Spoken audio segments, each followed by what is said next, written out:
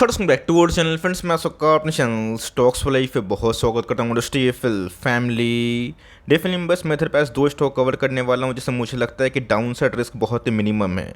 और of course दोस्तों, जिस हिसाब से इन्फ्लेशन कूल डाउन होना स्टार्ट हो चुके हैं और जैसा राइसिंग इंटरेस्ट का माहौल था उस पर टेक्निकली पॉज लगता हुआ देखने को मिल रहा है, तो 6 महीना के लिए, साल भर के लिए और 2 साल के लिए बहुत ही अच्छा आउटलुक दो इंडस्ट्री के लिए निकल सकता है। और मेरा ऐसा मानना है कि ये कंपनी ऑफकोर्स थोड़ी बहुत बीटन डाउन हो चुकी है, बट येस इसमें कैसे जो ग्रोथ है ना उसकी संभावना को लेकर एक तगड़ी रिसर्च रिपोर्ट हमें देखने को मिल रही है। तब चाहे तो कैसे लॉन्ग टर्म इन्वेस्टमेंट में भी इस स्टॉक को देख सकते हैं, समझ सकते हैं। और ऑफकोर्स जो पोजिशन ट्रेड होता है ना उसमें भी आप दावा खेल सकते हैं, बिकॉज हिस्टोरिकली अगर आप देखें तो ये सब का इस कंपनी ना 1 मंथ के चार्ट पे ऑलमोस्ट ओवरसोल्ड जोन से थोड़ी बहुत रिकवर हो चुकी है। और मेरा ऐसा मानना है कि कंपनी के नंबर्स बहुत ही स्ट्रॉन्ग नोट पे ख़त्म हुए हैं और दूसरे कंपनी के नंबर्स हम वेट कर रहे हैं, बट इसी बीच में हमें क्या उम्मीद हो सकती है फटाफट डिस्कस करना बहुत ही इंपॉर्टेंट है। चैनल फर्स्ट टाइम होंगे सब्सक्राइब कर सकते हैं इस तरह की क्वालिटी कंटेंट को सबसे पहले एक्सेस करने के लिए। Now without dealing any for time, let's begin. कोई भी स्टॉक खरीदने से पहले थोड़ा सा इंडस्ट्री के बारे में जांच पड़ताल कर लीजिएगा। जैसे कैसे आप घर खरीदते हैं, कोई फ़ोन खरीदते हैं, उसके ऊपर निवेश करने से पहले सबसे पहले सेल्फ रिसर्च आप करते हैं, बट स्टॉक खरीदने से पहले आप नहीं करते हैं। अगर नहीं कर रहे हैं तो बिगेस्ट मिस्टेक है। आप सबको अच्छे से पता है कि QSR चेन इंडिया में बहुत ही तेज़ी से बढ़ता हुआ देखने को मिल रहा है। कोविड के दौरान गैस इन सब इंडस्ट्री को ना काफ़ी हिट हुआ था। QSR की गैस जब हम बात करते हैं, क्विक सर्विस रेस्टोरेंट, बात की जाए बर्गर की, पिज़्ज़ा की, फ्राइड चिकन की, इन सब का जो डिमांड है ना इंडिया में आने वाले दशक में काफ़ी बढ़ सकता है। बिकॉज इंडिया का जो पॉपुलेशन अभी के टाइम है उसमें यंग जनरेशन काफ़ी अच्छे हैं और कमा भी रहे हैं। रही बात दोस्तों IT से रोजगार के बाद ना इंडियंस के लाइफ स्टाइल में काफ़ी चेंजेस हमें देखने को मिल रहे हैं। और ऑफकोर्स टाउन एरिया में ना QSR तो दोस्तों लाइफ का एक बहुत ही इंपॉर्टेंट जो हिस्सा है वो बन चुके हैं। तो ऑफकोर्स कैसे इकरा की बात की जाए, उनकी रिसर्च के अकॉर्डिंग अगर आप देखें तो आने वाले FY24 तक ऐसी जो इंडस्ट्री है ना ये 20 से 25% के आसपास ग्रोथ विटनेस करवा सकती है। सो मैंने क्या बताया कि QSR को सबसे बड़ा हिट कब लगा था, जब कोविड आया था। और उससे ये बड़ा हिट कब लगा, जब इन्फ्लेशन पीक पे पहुंचे। आप सबको अच्छे से पता है कि इन्फ्लेशन पीक पे पहुंचेंगे या फिर इन्फ्लेशन थोड़ा सा हावी हो जाएगा, ऑफकोर्स उनके रॉ मटेरियल प्राइसेस पे काफ़ी हावी हो जाएंगे, जिसकी वजह से कंपनी के पास प्राइसिंग पावर होने के बावजूद भी कस्टमर ग्रैब के चलते ना उनको प्राइस लो करना पड़ता है, जिसकी वजह से मार्जिन हिट होते हैं।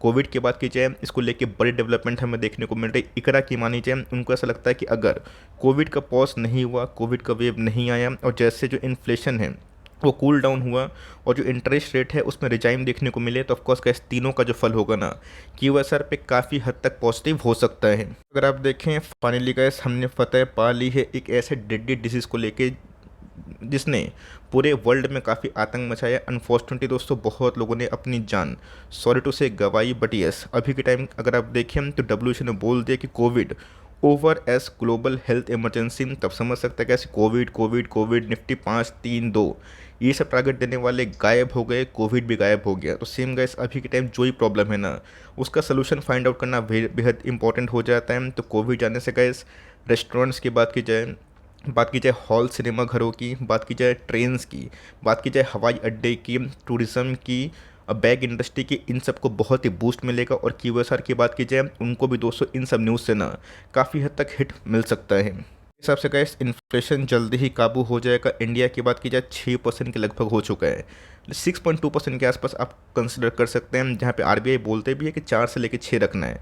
अब US की तरह 2% के आसपास मनमानी नहीं चलता है, बट यस अगर गैस ये कूल डाउन होगा ना आने वाले नेक्स्ट फाइनेंशियल ईयर में, अगर ये 4% के आसपास, 4.5% के आसपास होगा जैसे RBI ने दावा किया रिपोर्ट में, तो मेरे हिसाब से गैस इंडियन इकोनॉमी बहुत ही तेज़ी से और भी ग्रो कर सकती है। इतना बात क्यों बोला आपको समझ में आना इंपॉर्टेंट है कि क्यों जुबिलिएंट फूडवर्क्स परफॉर्म नहीं कर पा रहा है, क्यों टॉप लाइन बढ़ने के बावजूद भी बॉटम लाइन में वो कमाल नहीं हो पा रहा है। तो मेरे हिसाब से गैस 2-3 क्वार्टर के समय के बाद ना आपको ये समीकरण चेंज होता हुआ देखने को मिलेगा, जो ऑफकोर्स गैस लाइफ टाइम लो के बहुत ही करीब आ चुकी है। बीच में तो गैस हमें स्प्लिट का भी फ़ायदा ज़रूर हुआ था, इन द सेंस कि जो शेयर्स है वो मल्टीप्लाई हो गए, बट एक साल में अगर आप देखें बॉटम गैस 412 के आसपास था, उसे रिकवर तो हुआ है, बट अभी भी गैस एक साल में कोई पैसे बनते हुए दिखाई नहीं दे रहे हैं। लाइफ टाइम की बात की जाए, लाइफ टाइम में तो दोस्तों कंपनी अच्छा ही परफॉर्मेंस करी है। आपसे मैं पूछना चाहता हूँ क्या आप आने वाले कल में बाहर विजिट नहीं करेंगे? क्या यंग जनरेशन आने वाले कल में उतना प्रोटोकॉल्स को फॉलो करेंगे? क्या ये खाना है, क्या वो नहीं खाना है? Time is the new money. आजकल गैस जिनके पास टाइम की कमी है ना, वो पैसे बर्बाद भी कर देते हैं। ऑफ कोर्स गैस टाइम बहुत प्रीसियस है, तो लोग घर में ना खाना तो खाते हैं बट मंगवाते भी हैं। तो जुबलेंट फूड वर्क्स गैस उस जगह पे काम कर रही है अभी। तो गैस इनके जो ऐप है ना, इससे आप डायरेक्टली पिज़्ज़ा मंगवा सकते हो। और ऑफकोर्स का जो फ्राइड चिकन है पोपॉयस, इसकी फ्रेंचाइजी भी जुबलेंट फूडवर्क्स ने ओन कर दी है। तो ऑफकोर्स का बड़ी ब्रेकडाउन होने के बाद ये कंपनी थोड़ी बहुत स्टेबल जोन पर जाते हुए देखने को मिल रही है। और मेरा ऐसा मानना है कि आने वाले फॉरवर्ड 3 साल 5 साल में ना ये कंपनी यहाँ से बहुत ही अच्छा रिस्क टू रिवॉर्ड आप सबको ऑफर कर रही है। देखा गया तो 30,000 करोड़ के आसपास की मार्केट कैप है, एक समय 60,000 करोड़ के आसपास की मार्केट कैप थी।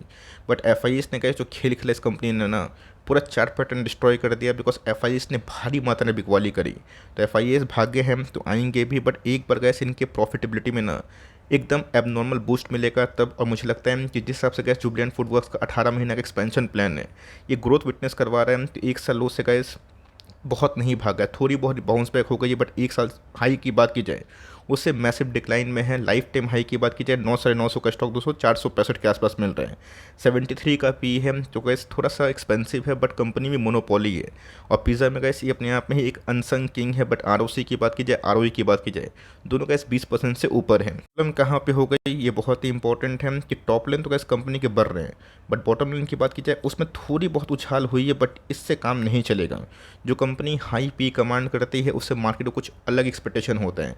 अब तो गैस कंपनी डंकिन डोनट्स के साथ आपको पता है कि पोपोइस की फ्रेंचाइजी भी ले चुकी है। और ऑफ कोर्स इनका जो टारगेट है इंडिया में, ये काफ़ी अच्छा खासा हो सकता है, बिकॉज इंडिया के पास आबादी है और सही प्रोडक्ट बेचेंगे। जैसे गैस जुबलेंट फूडवर्क्स ने डोमिनोज का लेगेसी कंटिन्यू किया है, फ्रेंचाइजी को ओन करते हैं।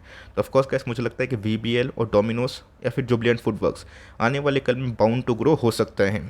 प्रोमोटर होल्डिंग की अनचेंज्ड है बहुत दिनों से गैस, ऑलमोस्ट 42% के आसपास प्रोमोटर की होल्डिंग है। बट डीआईएस ने दोस्तों ना अपने स्टेक को बहुत ही बढ़ाया। एक समय गैस एफ को जो होल्डिंग थी ना 40% के आसपास थी, जो गैस 15% गिर चुकी है। तो आप समझ सकते हैं कि एफ ने जो माल बेचा है ना, इससे काफ़ी लोग नर्वस हो गए हैं। बट इसी बीच में गैस डीआईएस ने तो भरपूर एकोमोडेशन कर लिया है। ये गैस वक्त का पहिया चेंज होगा। बट यस, पब्लिक ने भी गैस इधर पे अच्छा खासा गिरावट में माल दबोचा ज़रूर है। मैंने आपको बताया कि 200 का मूविंग एवरेज बोलिंजर बैंड पे, इसको कमांड कर लीजिए, आपको समझ में आ जाएगा कि कहाँ पे कितना डाउनसाइड पॉसिबल हो सकता है। जब 200 वीकली चार्ट पे इसने 200 का मूविंग एवरेज तोड़ा था, उससे मैंने बताया भी था कि 10 15 20% के आसपास गिरावट हो सकती है। एग्जैक्टली वही लेवल हमें देखने को मिला और उसके बाद थोड़ी बहुत बाउंस बैक है। अगर गैस ये लेवल को तोड़ता है ना, तो आने वाले कल में सबसे पहला टारगेट होगा 520 के आसपास। उसको तोड़ता है तब कोर्स कैसे 600 का जो लेवल है ना, इसके टूवर्ड हेड कर सकता है। बिकॉज कंपनी की बात की जाए थोड़ा बहुत बीच में ओवरसोल्ड था, उसमें हमें थोड़ी बहुत उछाल दिखाई दे चुकी है। बात कैसे मंथली चार्ट की, तो बहुत ही अच्छा इन्वेस्टमेंट पॉइंट ऑफ व्यू है। कंपनी की बात की जाए नेवर एंडिंग बिजनेस में 10 15 20 साल आराम से कंपनी चल सकती है। कंपनी चलेगी, प्रॉफिट बनेगा, कंपनी बंद हो जाएगी तो प्रॉफिट साफ हो जाएगा। वॉल्यूम में गैस गिरावट की वजह से ना कंपनी का जो शेयर प्राइस है काफ़ी ओवरसोल्ड हो चुका है। तो मेरे हिसाब से कंपनी अच्छी, आपके पास ही कंपनी होल्ड करे और करेज है, 2 3 साल होल्ड करने की क्षमता है, तो चाहे तो पोस्ट Q4 के नंबर्स के बाद आप डिसाइड कर सकते हैं। बट कंपनी आपके पास है, प्लीज़ लॉस में ना बेचें। कंपनी की बात की जाए SBI कार्ड्स एंड पेमेंट, जी हाँ गैस मुझे पता है कि जिनको IPO में मिला ना, वो काफ़ी फंसा हुआ फील कर रहे हैं। और जिन्होंने गैस 800 900 के आसपास इन्वेस्टमेंट करी, 1000 के आसपास, वो भी ट्रैप फील कर रहे हैं। बट मेरे हिसाब से गैस ये आज का ना नया ITC है और जब ये भागेगा इसमें अच्छे खासे पैसे ज़रूर बनेंगे। अच्छे से पता है कोविड क्रैश में कैसे इनके IPO आए थे अनलकीली, और उसके बाद क्या हुआ, स्टॉक 200 750 के IPO के प्राइस से सीधा गिर के 500 के आसपास आए और गैस गया भी था 1200 के आसपास। बट कार्लियल ग्रुप की बात की जाए, एक एंकर इन्वेस्टर थे, उन्होंने गैस हर एक तेजी में ना अपने स्टेक को काटा, जिसकी वजह से अर्निंग्स तो बूस्ट हुई बट उनका स्टेक जीरो हो गया और जिसकी वजह से प्राइस ही नहीं भागा। और आपको अच्छे से पता है कि 2022 में क्या घटनाक्रम हुआ सारे स्टॉक को लेके। बट मेरे हिसाब से गैस इस कंपनी में इतनी स्ट्रेंथ है अर्निंग के पॉइंट ऑफ व्यू से ना, आप उसको जल्दीबाजी ना बेचें, बिकॉज प्राइस टू अर्निंग बहुत ही लो हो चुके हैं। और कंपनी की अर्निंग्स की बात की जाए, ये लाइफ टाइम हाई पे ज़रूर आ चुके हैं। इंपॉर्टेंट गैस क्रेडिट कार्ड का बिजनेस समझिएगा। क्रेडिट कार्ड दोस्तों इंडिया में काफ़ी अंडर पेनिट्रेटेड है और मुझे लगता है कि QSR ऑर्गेनाइज्ड वे से अच्छा परफॉर्म करेगा और क्रेडिट कार्ड तो काफ़ी अच्छा परफॉर्म करेगा। मात्र 3-2.5% लोगों के पास से, 3% के आसपास ही लोग अभी के टाइम क्रेडिट कार्ड यूज़ करते हैं। UPI से प्लीज़ इसको कंफ्यूज मत हो जाइएगा, UPI क्रेडिट में काम नहीं करवाती और देती भी है ना।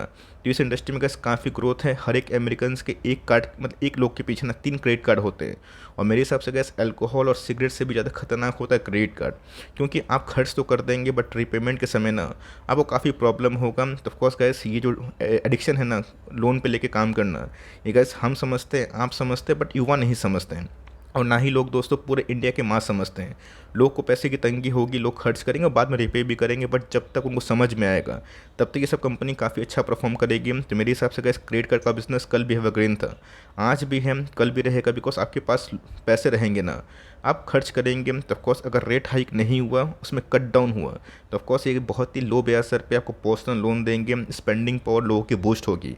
और गैस जो स्पेंडिंग पावर हमें देखने को मिल रहा है FY23 तक ना, उसमें गैस पूरा इंडस्ट्री काफ़ी ग्रोथ कर रहा है और क्रेडिट कार्ड में तो गैस 47% के आसपास ग्रोथ देखने को मिल रही है, जो मेरे हिसाब से काफ़ी सुपर हिट है। और ये बताता है कि इंडिया के डेमोग्राफी में अभी भी ये सब कंपनी बहुत ही लॉन्ग टर्म में अच्छा परफॉर्म कर सकती है। मैं मानता हूँ कि अभी के टाइम ये रैली में पार्टिसिपेट नहीं की, बट लॉस से मत बेचिएगा। ऑल दो मार्केट कैप एक ब्लू चिप वाली है, 75,000 करोड़ के आसपास की मार्केट कैप है। एक साल से रिकवर तो हुआ है और मेरे हिसाब से गैस मोमेंटम क्रिएट हो सकता है, बिकॉज जब इनकी IPO आए थे और उसके बाद जब NPA की इशू की वजह से प्रॉफिटेबिलिटी डाउन हुई थी, 60-70 का पी था, वो काफ़ी एक्सपेंसिव था, जो गैस गिर के 33 के आसपास हो चुका है, जो मेरे हिसाब से मॉडरेट आप इसको कंसिडर कर सकते हैं। अगर आप इसको ग्रोथ से जज करें, कंपनी के ROE की बात की जाए तो ऑफकोर्स गैस 25% के आसपास कोई भी फाइनेंशियल इंस्टीट्यूट के ROE मुझे बहुत ही पर्सनल अट्रैक्ट करते हैं। ये भी गाइस सबसे बड़ा कैच है, आपको समझ में आना पड़ेगा कि फिनेंशियल तो अच्छे कर रहे हैं, बट उसमें इनके ग्रोथ भी अच्छे होते हुए देखने को मिल रहे हैं। 22-23 में क्या ग्रोथ हुआ दोस्तों, बहुत ही फिनोमिनल अच्छे ग्रोथ हमें देखने को मिल रहे हैं, 10,679 से 13,667। प्रॉफिटेबिलिटी की बात की जाए, क्वार्टर ऑन क्वार्टर का जज करना बंद करिए अगर आप लॉन्ग टर्म इन्वेस्टर है।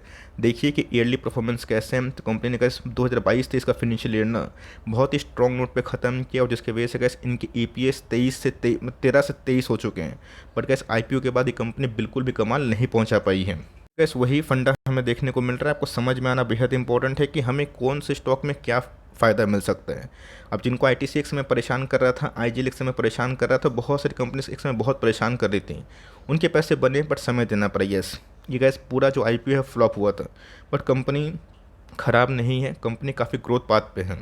तो लॉस से मत बेचिए, खरीदना नहीं खरीदने का सबकी मर्ज़ी की बात है, बट मेरे हिसाब से lower inflation rate, lower interest rate और हाई डेमोग्राफी का फ़ायदा दोस्तों, हाई पॉपुलेशन का फ़ायदा क्रेडिट कार्ड स्पेंडिंग में भी होगा। और ऑफ कोर्स जितने भी QSR चेन हैं जिसका मैं नाम नहीं ले पाया, देवयानी है, वेस्ट डेवलपमेंट है, उनको ही फ़ायदा होगा, ताकि पास ये कंपनी होल्ड करे। और चाहे तो CMP में भी ना लाइक सर्टेन स्टॉप लॉस से 5-10% के आसपास जो आपको फेवर लगता है, उसको लेके कम से कम यहाँ से 15-20%, 23%, 25% के आसपास टारगेट ले सकते हैं 6 महीना में। और मार्केट में तेजी आई तो मुझे लगता है कि इन दोनों कंपनी में अच्छी खासी ग्रोथ के संग जो प्रोस्पेक्ट है डेमोग्राफी में काफ़ी फायदेमंद है। ये कैसे मेरा पर्सनल ओपिनियन है, आपका क्या पॉइंट ऑफ व्यू है कमेंट बॉक्स में ड्रॉप करना ना भूलें। और वीडियो अच्छी लगी तो प्लीज़ लाइक करिएगा, और चैनल फर्स्ट टाइम होंगे सब्सक्राइब करके बेल आइकन को प्रेस करना भी ना भूलिएगा। तो गाइस मिलते हैं जल्दी ही, तब तक के लिए bye, thanks for watching friends, God bless you all.